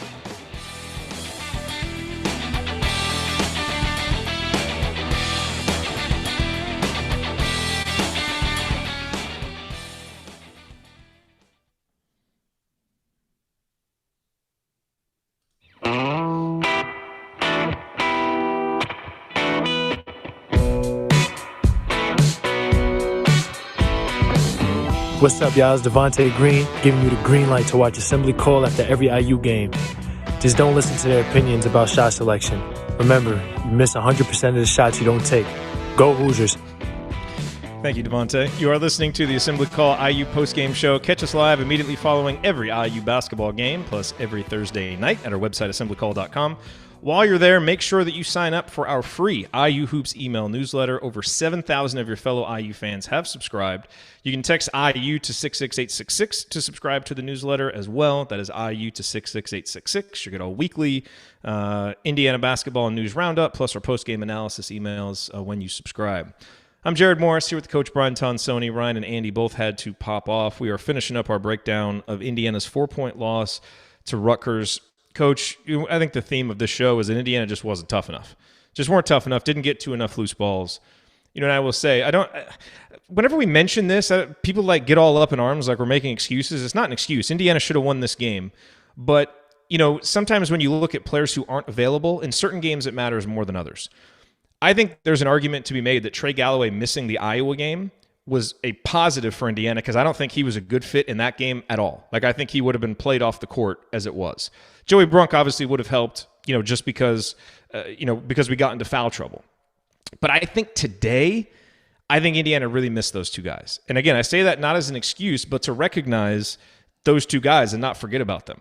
But I think this particular matchup, this particular game against this team, and with the esprit de corps that Indiana brought out there, just the lack of that they brought out there, I think those two guys whose games are based on grit and hustle and toughness, even though they're rough around the edges, I think it might have made a difference today. So I just say that to recognize those guys. It's not an excuse for what Indiana did today, but this is the kind of performance where you miss that. And unfortunately, no one else stepped up to provide what you didn't have from those guys. And that needed to happen. But just little recognition for those two guys because I think this is a game that they would have really been important in. Yeah, and, I'll point out to our listeners, too, there's a difference between playing hard and being aware. I think Jerome Hunter played hard today because he looked for his shots. He hit some big shots. He was aggressive. And so I think he was playing hard. I don't think he was very aware defensively. And there's a difference because you have to play hard and be aware, both in order to win games in this tough Big Ten. I think Al Durham plays hard. I don't think he was aware. There was a play where a guy hit a three on an out of bounds, and they pre-switch. And Al thought that he was getting screened, and the guy cut without really a screen. And Hunter thought he wasn't getting screened, so they both stayed with the big in the middle of the lane, and the guard cut out. Well, those were the two guys who were probably the most or the least aware defensively tonight. And I imagine if I went back and graded out the film, you're going to look at 20-plus points of their lack of awareness to the scouting report and to just the basic strategy of what they've done. They have switched that ball, the out of bounds, all year long. All year long. And it was a lack of communication, lack of awareness. And when you lose by 4 to a hungry team in this, you can't have 20-plus from a lack of awareness. And I'm sure other players had moments, too, of lack of – you're going to have game slippage. Every game is not perfect. Every game you're going to have slippage and those things. But it really stands out when it happens over and over and over again. And that's all in that category of mental toughness. These guys want to win. They want to get out there and play. They mean well. but you got to back it up with that awareness. And it's not just enough to break out in a sweat and do those things and play hard. But the awareness piece goes away. The last 12 minutes of the Iowa, very aware of where the shooters were on catches. It was on point, excellent, and you did not see that today. And then a good team or a decent team like Rutgers will take advantage of it and win. So to me, that's what mental toughness and all of that is all about from the coaching perspective. Let's go game ball quickly. I think we can still have this segment. It's not like this was a total no-show. It was disappointing, but not a total no-show performance. My game ball goes to Armaan for all the reasons I laid out before. I just think he was overall Indiana's best player. Despite the sprained ankle, stayed out there, toughed it out, made some big shots. Even though he had a bad start, I thought he rebounded to be Indiana's best player. The problem was he wasn't good enough as Indiana's best player to win because they had Ron Harper and Geo Baker that were better than anybody we had. So I'm going with Armaan. Do you have a different choice for game ball? I'm going to go with Armaan as well. From this point of the toughness, he was hurt and he fought his way through. He had some struggles and he bounced back. He hit some big shots. He stayed with it. Missed some layups that we ended up scoring on, but he was ready to shoot the threes later. That's the kind of guy I want my foxhole. It wasn't one of his better games, but it wasn't a horrible game either. And I think we're going to win a lot more games as he develops over the next few years. That's my kind of guy, and I think he deserves the game ball. Yep. All right, next segment. Coach Robert's Real Hustle Award.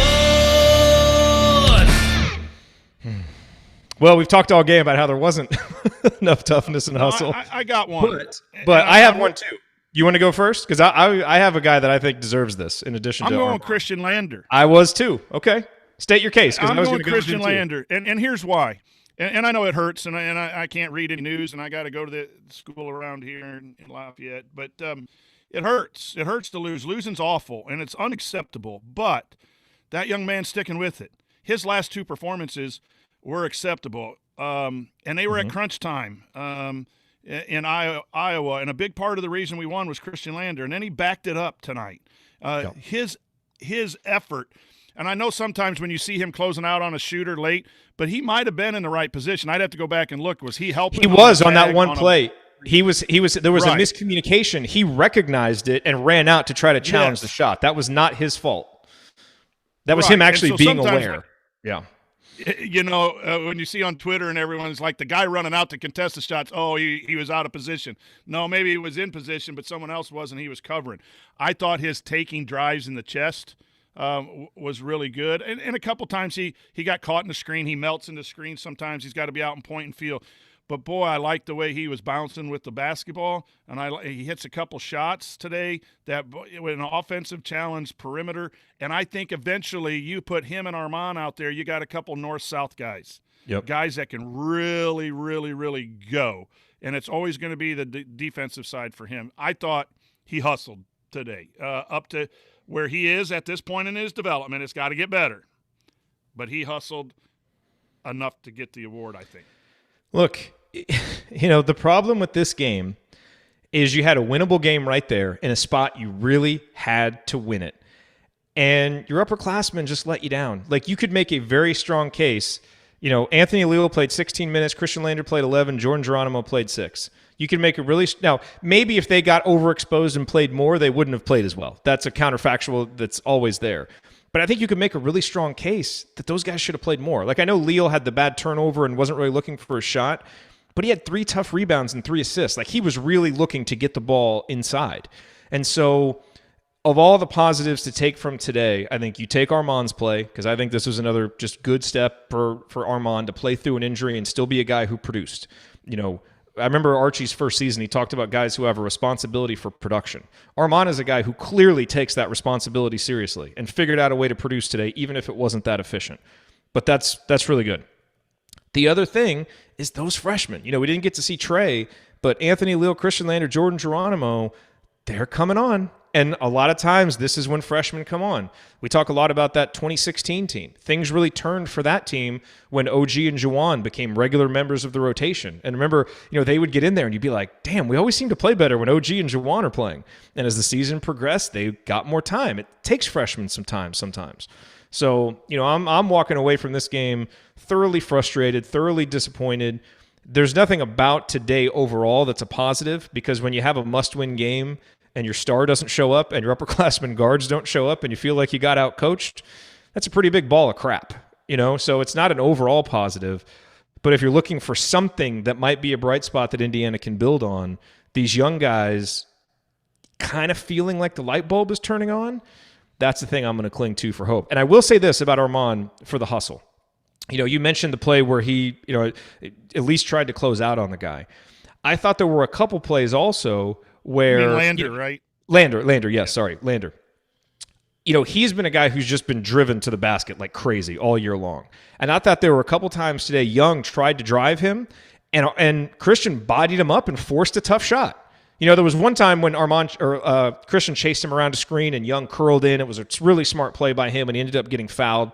That's just an old guy taking advantage of a young guy and making the right basketball play. But there were other times that that Khristian really bodied up the dribbler and just prevented a guy from just driving straight to the basket. And there were other guys who weren't doing that. So, it wasn't just making shots. I thought he did play harder and smarter in that awareness you're talking about. So it's nice to see, because, we've been wanting to see him play more, and you've been wanting to see the flashes. Why was this guy a 5-star? I think today you saw a little bit of it. You saw that confidence. The other thing I like about him right now, Coach, is he's starting to understand shot selection a little bit more. And I think in this case, you always want to have to slow a guy down rather than speed him up. So every time he touches the ball, you can see he's thinking about shooting.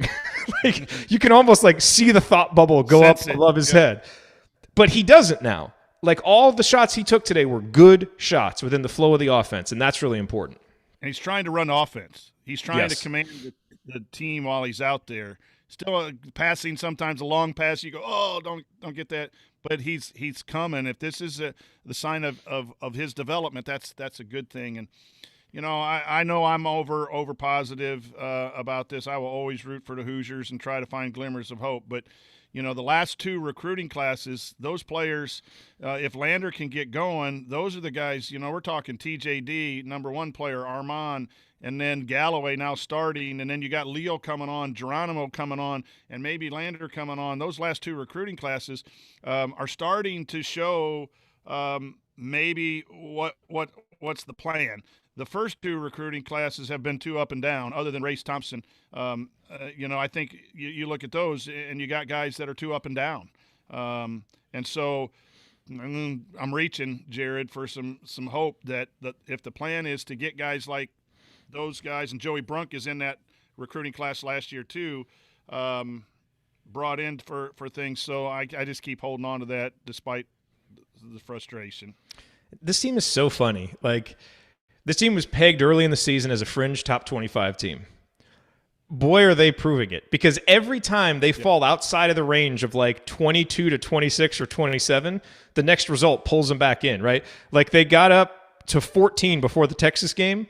They get blown out, and now they're down to 27. Today they inched up. I checked KenPom earlier today. They'd inched up to 21. Well, got to get them back to 24. So you lose to Rutgers. It's this team is there's just a weight. You fall down to the mid-30s. Hey, let's go beat Iowa on the road. Bump back up to the mid-20s. So look, this team is what it is. Right. They are a fringe top 25 team. But the question is, you still have to win games. You don't get into the NCAA tournament because your KenPom is good.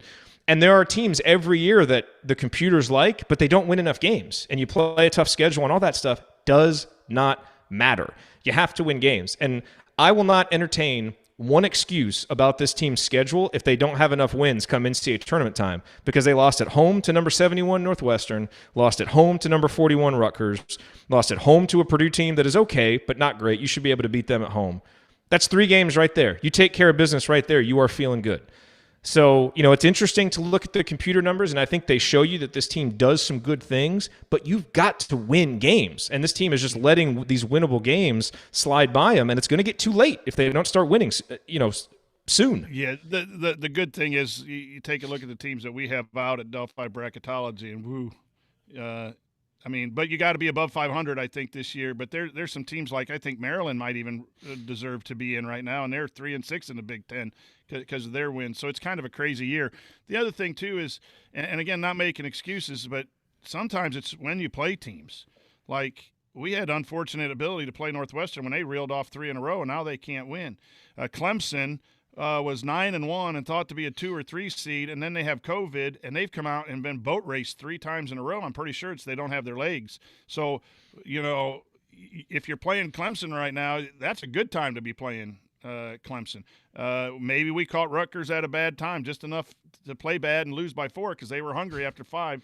But you got to play the game. They've lost 5 in a row. Catch them at a bad time. I know what you mean. Oh, it is though. It's one of those things you always kind of see in hindsight. Yeah. And this still should have just won the damn game. It's just brutal. I mean, it's a brutal schedule, and the response has to be, the standards of excellence have to be there every possession, every game. And the truth is, they're not. I'm not making excuses, but you're going to get teams that are good, and you might get teams that are good and on a real hot stretch. That's my point. How do you beat them? With your standards of play and awareness every single night out. And Indiana's not doing that as a program, and it needs to be addressed. Just get a good game from your superstar, and you win this one. It's even with all the warts, it was as simple as that. So that's going to end up being my kind of what I leave this game with. Indiana wasn't tough enough, and they usually go how Trace goes, and Trace wasn't tough enough. It's just got to be better. Let's look ahead real quick, Coach. Indiana they were scheduled anyway. Their next scheduled game was next Saturday against Michigan, so they were going to have a week off, then play a Michigan team that is obviously rolling. Michigan had to shut things down. There was a strain of the new, UK variant of the coronavirus in their program. They shut things down.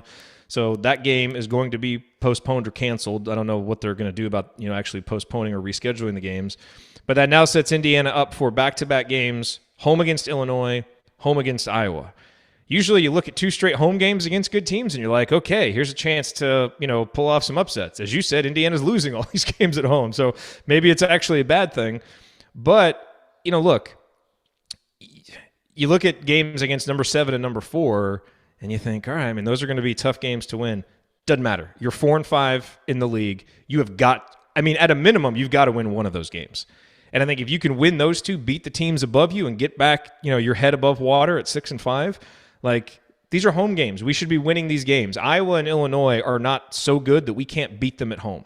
Let's just go do it. Stop messing around and, having these crap bad starts and these random games that we just don't play well. Whatever you got to do. If we got to do the rock bottom speech again, whatever. Get our backs up against the wall. Backs are against the wall, guys. You're 9-7, 4-5 in the league. 2 big opportunities to bolster your NCAA tournament resume. Restore some sanity inside of Assembly Hall. Just go do it. You can beat both of these teams. You already beat one of them, and you played, pretty well on the road against another one, even though they, killed you late. But let's go. So anyway, 2 really big opportunities. Indiana's got to win at least one. But I think it's fair to say they need to win both of these games. They're home games. And now, because you've got to pick up for those losses, those home losses that we already talked about. You got to start making up for them. So you put yourself behind the 8 ball, and now you're going to have to do something a little bit unexpected to get on the other side of it. So let's go. Let's win them. That's my mentality coming into this. I'm not going to give them a pass because they're playing top 10 teams. You've now put yourself in a position where you have to beat those top 10 teams at home for, I think, anybody to start feeling really good about this thing again. That's where I'm at. I don't know if that's too harsh or whatever, but that's where I'm at. I think it's fair. For me, it's just play. I can accept a loss down the road, and there are going to be losses. You got 9 games left. You're not going to run the table. If they run the table, we'll have a lot of great shows, and it'll take care of itself. But I don't believe Indiana will run the table. What I want them to do is play 9 great games. Not have some of the lapses. I want them to play all connected and not have 1 or 2 that are not aware of what's going on defensively when you switch an out of bounds that you've been switching for 9. Those are the mistakes that you shouldn't be making at this point of the season. So for me, it is, if you could play consistently and if that results in a loss, then you take your hat off, shake their hand, and move on because the other team was just better than you at that point. I don't think Rutgers was better than Indiana today. I think Indiana allowed them to be better, and that bothers me.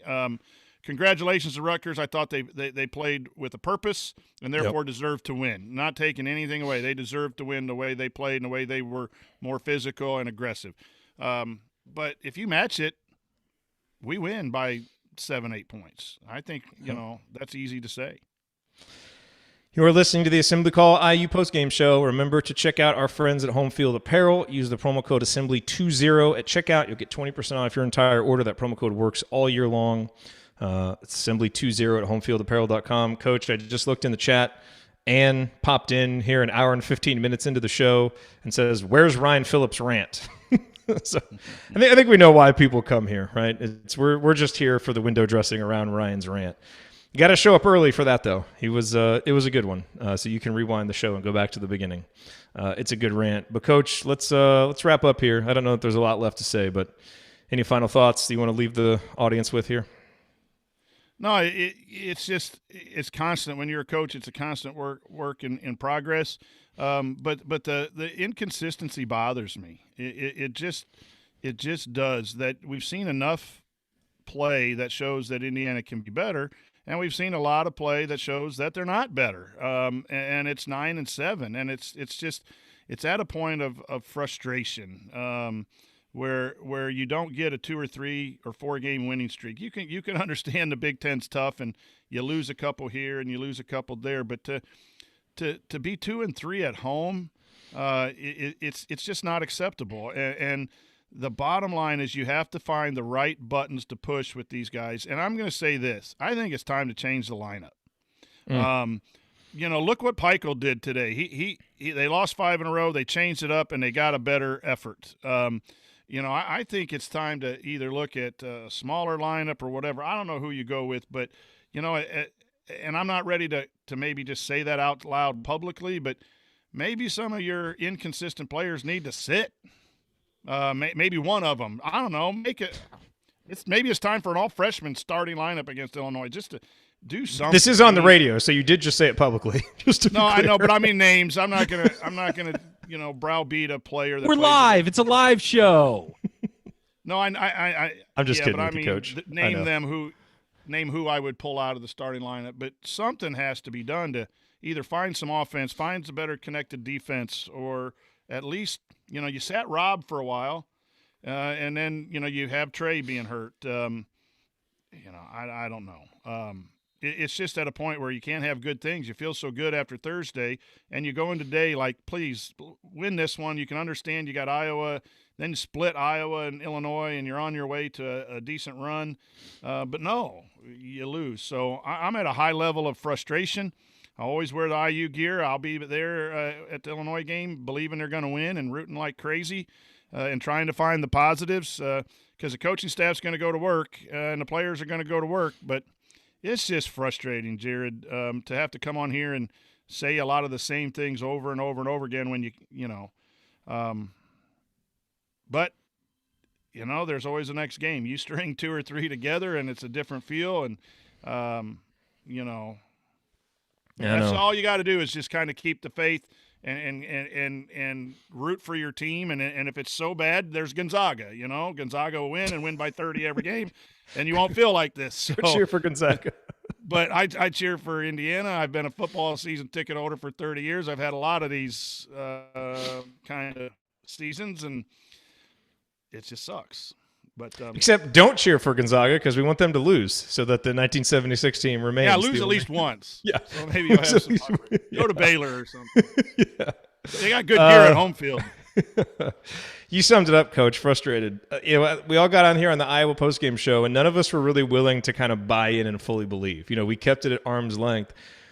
But, man, I woke up today and I just felt good. I really, for some reason, had that visceral feeling, which I haven't had much this year because I haven't really believed in this team that much. I've always kind of been worried.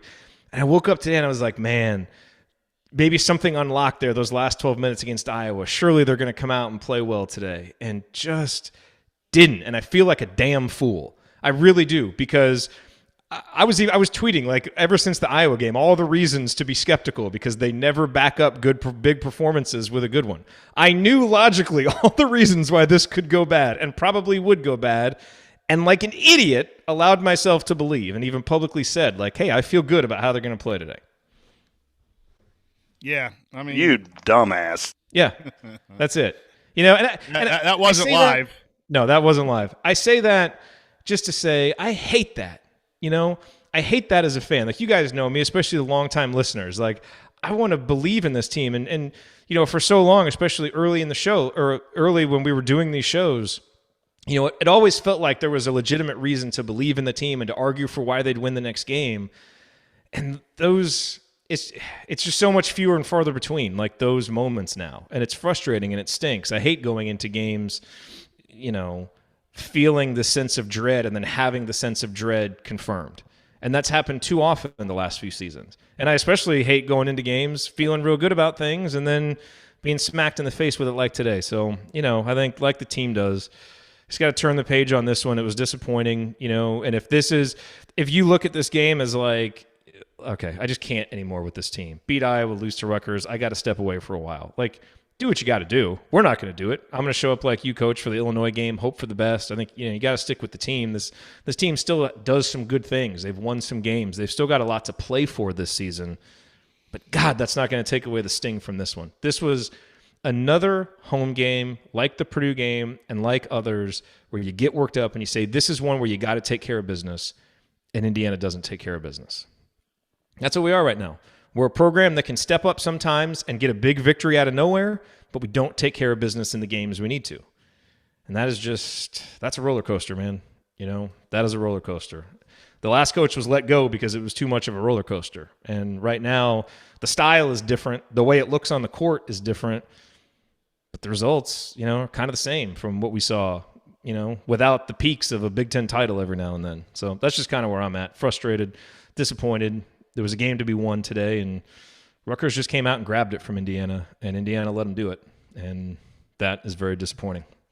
All right, that's going to do it for us on this edition of the Assembly Call IU Postgame Show. If you want to see us do the show live and be part of the live chat, make sure that you subscribe to our YouTube channel at youtube.com/assemblycall. And don't forget to go to assemblycall.com or text IU to 66866 to join our free email newsletter. Special thank you to Bob Thompson, who produces a lot of the music that you hear on the show.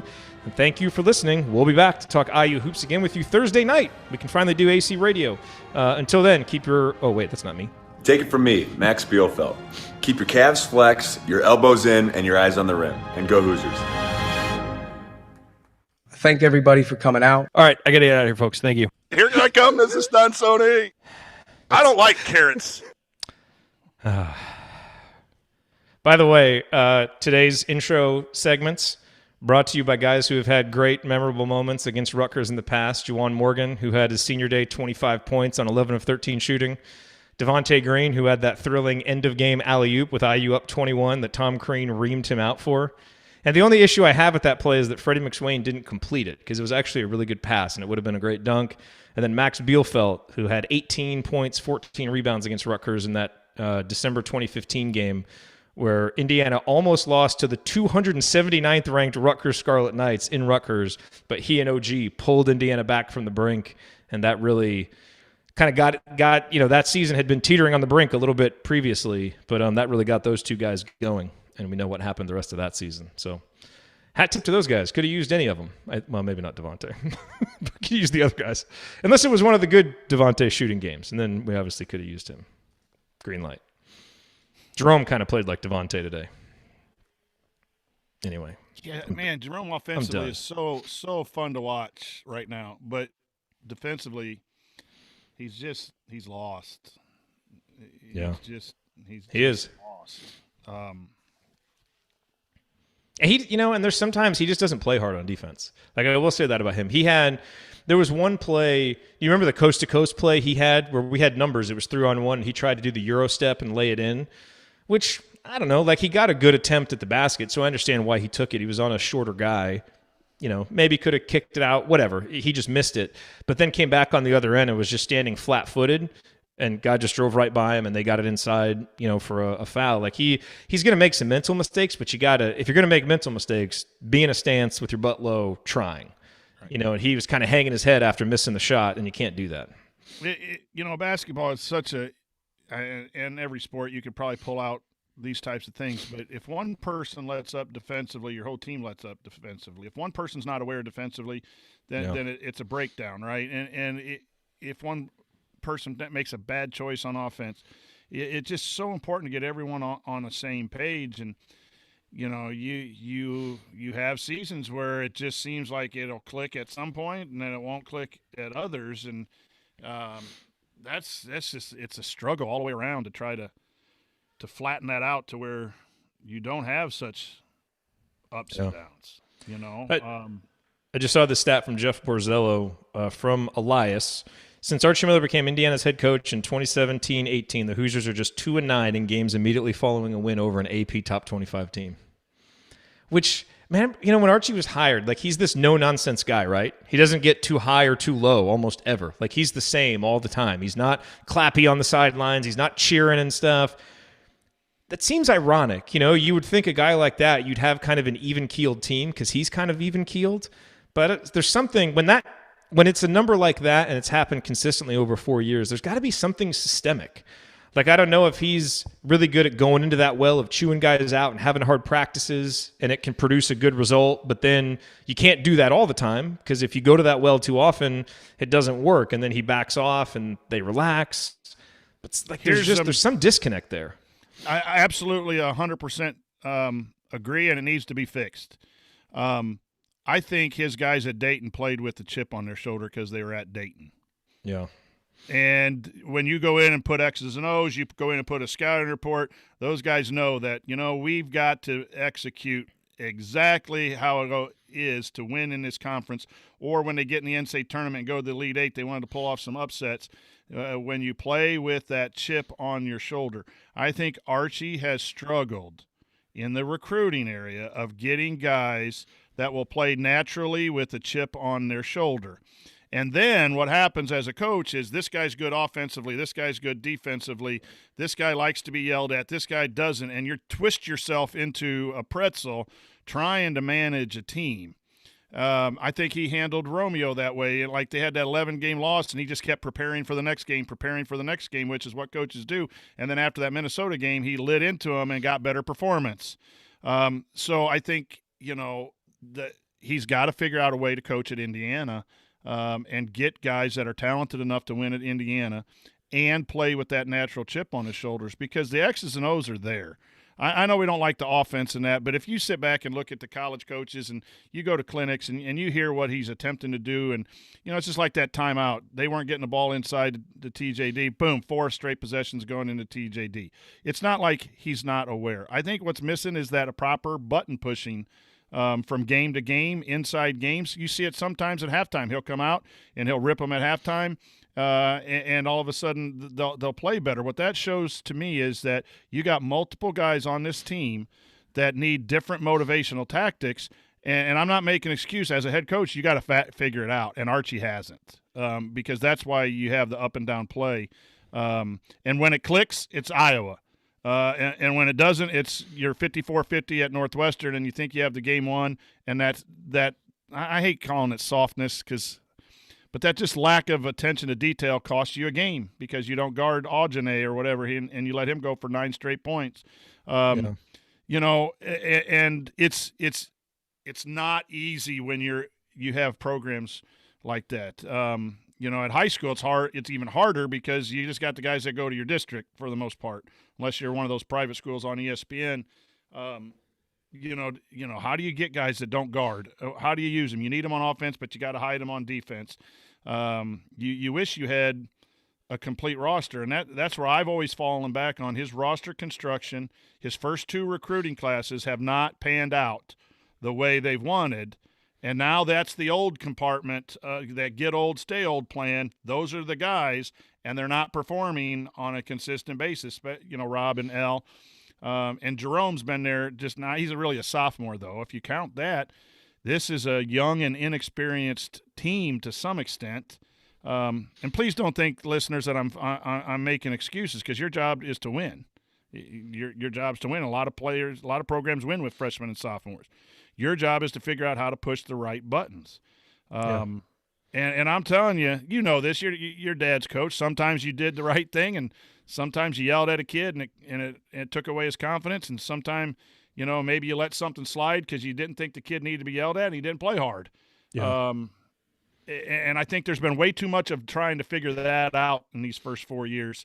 And you got to worry about recruiting at that edge. If you run kid off, then how do other people recruit against you? And I just think there's been a bunch of swings and misses with getting guys to play with an edge.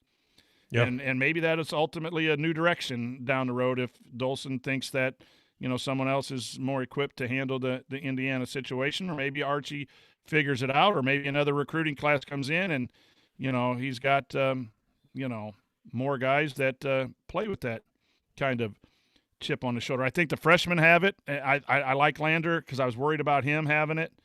But I think what he's shown the last two times that he come in and he'll learn. I think the sophomores have it more consistently than anyone else. I'm pulling for wishful No, thinking. and to be fair with Trace, he didn't have it today, but he's had it a lot more this year because we've talked about how he's been better at being consistent. He wasn't today, and hopefully today is one of those blips you look back on. It's like, man, Trace had an awesome season, but boy, that Rutgers game was an outlier, because he's had some moments in games like this, but he's always turned it around and figured it out, and he just never figured it out today. It was interesting. I was I think I said this on a post game one time before too, and it just really – it was eye-opening to me, but it was IU-Purdue preview, and Bobby Riddell, who's a color commentary now for Purdue Radio, was on. He was a walk-on from West Lafayette. Okay. Played at West Lafayette and then walked on at Purdue. And one of the questions was, when did you really know what was going on? And I know he was a walk-on, but he said he never really knew everything that was going on to his junior year. From positioning on defense to what was going to be done offensively. He said the difference between high school and college is so great that you pick things up as a freshman, then you pick things up as a sophomore, and when you're a junior, that's when it really, really, clicks in. And when you erase some of the frustration and embarrassment of losing to Rutgers and all of that stuff, I sit back and go, okay, 6 of our guys, 3 of our starters are sophomores and freshmen, and 6 of our 10 guys who are active on the roster, 7 when you count Hunter being a redshirt guy who didn't really practice at all that first year. So you got 7 of 10 guys who are sophomores. That's why there is some inconsistency in play at times when they're out of position on a closeout or whatever else, because they're still grasping everything. Yeah. And again, it sounds like I'm making excuses, but I'm not. We have sophomores in our high school that when they're guarding, they get to play low at 7:30. When they're not guarding, they go back and play JV because they're freshmen and sophomores, and they don't understand how to play at the big time level at our high school level. So, Coach, there's a difference between excuses and explanations, and it sometimes can be a fine line. But I think, we've got to be mature enough here to handle the difference between the two and understand that even with some of those explanations, Indiana still should have won this game. But there are explanations for why we see some of the things that we see, and it's important to kind of understand the difference between those. Yeah, and that's all I'm trying to share with people is that, every time we watch film, man, we won a game by 32 last night, and we weren't happy with how we guarded in the first half. And our point after the game was, nice win, but you're going to get some ugly film reviews on Monday. Be ready for it. Because you're just constantly – so everyone might think, well, you had a great game. You really took it to them. Well, no, we should have won by 40 maybe. We got back to basics this week because we didn't guard very well in a 17-point win on last Saturday, and we had a hellacious week of practice. And our guys came out and guarded better on Friday night and guarded for 3/4 of the game on Saturday. So, Okay, so there's something here, and we're going way long, but this is some interesting stuff, and we'll make this the last topic. Because you said something there that I think is a problem with Archie. Now, look, we haven't seen practice, so I can't say this for sure. This is basing it off comments that you hear in the postgame. And so take all of that with a grain of salt, big fat caveat. But what you just said, we won by 32, but we weren't happy with the defense. That's because it's a mentality of coaching and evaluating against your own standard and against the game, not just against the opponent, right? But it's like, okay, maybe we should have beaten this opponent by 45. Right. We only beat him by 32, so we didn't play well enough. And there might be another game where, look, this team is just way better than you. They should have beaten you by 20. You only lose by 5. Well, as you evaluate your team, you kind of have to understand the difference. And one thing that I've noticed with Archie, and you can tell me if I'm crazy or not, is it kind of feels like that's not how he views it. At least that's not how he explains it. Because there's a lot of times when Indiana will, like the Penn State or the Maryland wins, right? Especially the Penn State win, when Indiana just really didn't play well and you kind of eke out a victory. And maybe he's not supposed to say anything critical in a post game, but you never really, it always seems like, okay, we're just happy to survive. Well, you know what? If we're just surviving against Penn State at home, that's not Indiana basketball playing up to the standards. That's a game that you should win by more, you should play better, right? But it feels like there's a satisfaction there. And it doesn't feel to me, and to me, that would explain why Indiana plays up against good teams and down against other competition, because they're playing against the team, not against the standard for how good they can be. And I see that in his comments, and it makes me question. And the only reason that I put any validity to it is because the performances of the team kind of back that up. So again, I say all that with 10% of the knowledge that you would need to have, but it just feels like that mentality that you talked about, which obviously is the kind of thing that Coach Knight talked about all the time, right? And I don't want to compare the two, but that's kind of the mentality I would like to see from my coach, not satisfaction at barely surviving a game at home that you should win by more, if that makes sense. Yeah. Maybe I'm crazy. No, I can see where you can get to that conclusion, and I would agree with you based on what you said. But if Archie's not coaching to a set of standards, then we need to go to a different direction. Because I think any coach really does that. Some coaches share it in the media, some coaches don't. You'll hear the coach speak, oh, this one's on me, and we're in the locker room going, no, it was on the point guard who turned the ball over 4 times, but I'll take it in the media. We coaches respect the media and know that all of us have a job to do, but we're not going to go into a whole lot of details. You can tell by body language, and when I was a head coach, the last thing I wanted to do after a game, win or loss, was to really go into deep analysis. I know at the college level you probably have to a little bit more because of the money involved and all of that stuff. But no, I think he just doesn't like talking. So he's going to give real short, not thought out answers that have any deep meaning. I listen to him to see if I can pick up something, and sometimes I can, and sometimes I can't. It does, from my vantage point as a coach and as a fan, you do get tired of hearing the same old things over and over again. We got to get lower turnovers. We got to rebound the ball better. But I've also been around a lot of coaches, and we've talked, and it's like, we're not going to say too much publicly. But if you're not trying to coach your team to a standard, and then that has to be evaluated by the people who are around the program, then I would be very, very disappointed in any coach. I think Fred Hoiberg has the standard to play, and they're the worst team in the Big Ten. I would be disappointed if he's not. Now, the execution of that, are you spending too much time prepping for the next team instead of getting back to the fundamentals? Even some of the best coaches, it comes down to teaching, Jerod. Yeah. Are you teaching? Or are you a strategy coach, a technical coach? And I think where your truth of your statement could be is he trying to spend time watching film of recruits coming up? Is he spending time trying to prepare the scout for the next thing and a game plan for the next thing? If we could see practice, are there enough fundamentals being done in practice? And all of us get caught up in that. Like I said, we went back to basics after we thought a couple of weekends of not guarding. We won some games we're not guarding. And we really, it was if your hand wasn't up, sticking the eyes, you were running immediately. We went back to that, and it showed progress, and that sounded like what he did. So sometimes you get caught up in winning games, and then you got to pinch yourself, and you got to say, hey, we got to get back. We got to get back to the basics. And in college, when you have 20 hours, and some of that includes the game prep, and you got flights, and you got other things like that, I think those fundamentals can really go if you really don't pay attention to them. That's what I would worry about and wonder about with this IU program.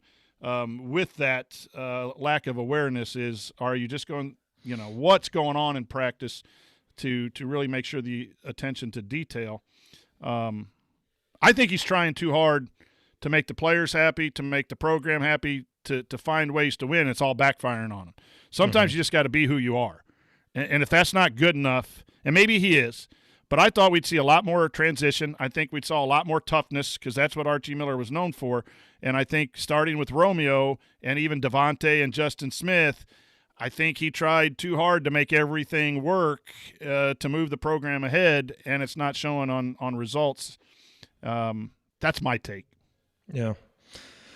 I don't know. We're just two guys on a mic and don't see practice and don't see anything. So I always hesitate to say that stuff, but I don't know. I guess we're just searching 4 years in. I'm just searching for answers for why we don't beat the teams we're supposed to beat. I want to have a program that takes care of business.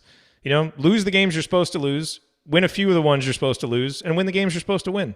And then you're going to compete for Big Ten titles. And we're sitting here in the middle of the pack in the Big Ten or worse because we occasionally win games we're not supposed to, but then we lose a lot of games we're supposed to win. And that's just not the formula for getting IU basketball back to where it needs to go. So, yeah, alas. Again, it's when you have a tough schedule, your margin for error is small in that realm. It just is. And Indiana's margin for error is small, and tonight they didn't cover it. And they need to. And they need to take care of these games. But I'm telling you, the craziness is happening in the Big Ten. I mean, Maryland is 3-6 and has 3 road wins against ranked opponents. It's insane. Minnesota's ranked 17th, and they're 4-5, tied with Indiana in the Big Ten. And they either win by 15 or lose by 15. Yeah, Indiana's more in games, I think, or they just lose from a stretch or two. So, watch for Wisconsin to start losing some games. Ohio State gets beat by Purdue at home and then goes in and wins at the Kohl Center. It's a crazy year where Indiana can win the next 2 home games. How do you win if you win Illinois and Iowa and get beat by Northwestern and Rutgers? It makes no sense. That's I know at this point, just get to 10 wins somehow, some way. Get to 10 Big Ten wins, and you'll feel good. Yeah, if you're 10-10, Indiana's going to the tournament, and then you can at least see their name on Selection Sunday and follow them a little bit, and that'll be a little bit of breather. But yeah, stop these stupid graphics that are coming up with tournament droughts. Never in my life did I think I'd see an NCAA tournament drought graphic for Indiana. I wanted to I was watching the game on my computer. I wanted to chuck it out of the window. Yeah, and I always ask this question too. For me, is if you want a sustained program for 15, 20 years, how long does it take to build that program? Yeah. Versus instant success, right? Because you could probably go to someone and get instant success, and then it goes away again, and then it comes back and goes away again. We kind of had that in the last regime with kind of a helter-skelter plan and some personality things and all that kind of stuff. Would we rather have that or and I'm not saying this is where we're going, but how long does it take in a Big Ten that's just brutal the last 2 years? And I'm probably just trying to be too positive, but I just think it's a real tough job right now to come into the Big Ten and have any long-lasting success. And then you got Michigan, so that maybe that's different. But, every team we've talked to way too much about every program's different. Yeah. I just think this is a result of 20 years of bad decisions compounded with bad decisions, and it's just hard to get out of. It's like it all led to losing to Rutgers. And now, Tampa Bay's about to score again. I know. That's not okay. Here's well, I'm not even going to say it. I don't want to end it on that note. Just know I had a stat that was going to depress the hell out of you, and I used my discretion to not say it. Give it to me. Damn it. All right, so I was listening to the Ion College Basketball podcast. Yep. They were talking about Houston. Yep. I heard it. Do I even need to say anything else? No, Sampson's a great coach. Every year Sampson's been at Houston, they've jumped from where they were in the preseason to where they ended up in KenPom has been like a massive jump.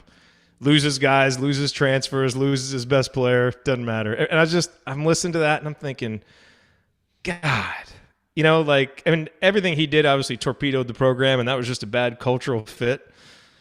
But man, in terms of like an actual coach, and nothing depresses me more than sitting here wistfully thinking about Kelvin Sampson after an IU loss. But, losses like this pile up. You wonder what might have been. Well, That's Everybody in the chat's like, don't do it, don't do it. We're here. Let's just, indulge. Let's just get it all out right now. Kelvin Sampson is a great coach. He was a great coach at Oklahoma. He was a great coach at Indiana from X's and O's. I mean, the guy can coach the game of basketball. Yes. Some of the characters that he brought in, not Indiana, right? The not following rules, not Indiana. So I always throw it back to all my, who are we? We want Indiana guys. We don't want recruiting violations, and we want kids to go to class, and then we want to win national championships. I think that's harder and harder to do all that. And I'm not asking for being immoral towards winning, but sometimes, I mean, could you imagine if Sampson was in his 20th year now or something and doing what he's doing at Houston, how happy we'd be? The dude can coach. God. I've seen him at clinics. I was so excited when he came to IU, and then just when the phone call stuff started hitting. I bought one of them blue shirts with the red tie. I'm all in, Jerod. Every time you can hire Homer Simpson to coach IU, and I think it'd be a great hire until 3, 4, 5 years down the road. And I'm all right. We gotta stop. Who knows what topic we'll go to next if we keep going here? We gotta stop, and then we need. You know anything about brakes? I don't. You need to fix your brakes. When they start crunching, do you need new ones? I think so. Okay. I think so. Good topic to end on. Great topic to end on. Okay. All right, everybody. Thanks for being here on this marathon episode of the Assembly Call IU postgame show. Live public therapy in front of everybody as we talk out our deep psychological basketball issues that we're clearly working through. Hey, we doing a show Thursday night? Yes, Assembly Call Radio. We can take stock of all this and maybe get some more expansive commentary from Ryan and Andy. So, all right, everybody. We'll talk to you guys Thursday night. Thanks for being here. See you.